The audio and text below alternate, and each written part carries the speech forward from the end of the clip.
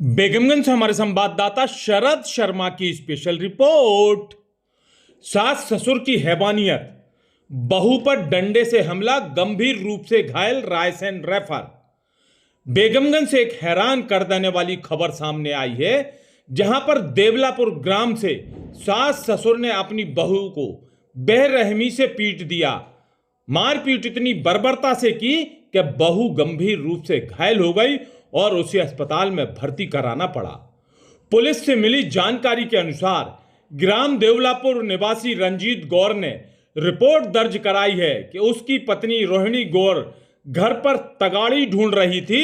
इसी दौरान मामूली कहासुनी पर सास हरिबाई और ससुर बद्री प्रसाद ने बहू के साथ गाली गलौज करते हुए डंडे से मारपीट कर दी। मारपीट में बहू रोहिणी के हाथ पैर, कमर और गर्दन पर गंभीर चोट आई है। घटना की जानकारी पड़ोसियों और पति को मिली तो वे मौके पर पहुंचे और घायल रोहिणी को बेगमगंज सिविल अस्पताल लेकर आए, जहां डॉक्टरों ने प्राथमिक उपचार के बाद उसे रायसेन रेफर कर दिया। पीड़ित रोहिणी गौर का कहना है, घर पर अकेली थी, तभी ससुर ने उसे पकड़कर खींचा और मारपीट की। सास थी, उसके सास ने डंडों से हमला कर दिया। फिलहाल पुलिस ने विभिन्न धाराओं में मामला दर्ज कर जांच शुरू कर दी। लेकिन सवाल यह है कि आखिर घर की चार दीवारी के भीतर महिलाओं पर होने वाले अत्याचार कब थमेंगे?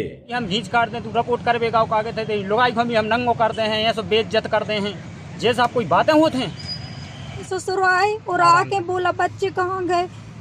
हमने कहा बच्चे तो खेलने गए, और आके हाथ पकड़ा तो हमने सोचा जी क्यों पकड़ रहे, 3 साल से कभी नहीं आए थे और घर में, और आके और बस हाथ पकड़ के इनने जहाँ खींची तो हमें शक हुई, तो हमने इनको धक्का मारा तो इनने हमें पटक दिया, वही पटक दिया।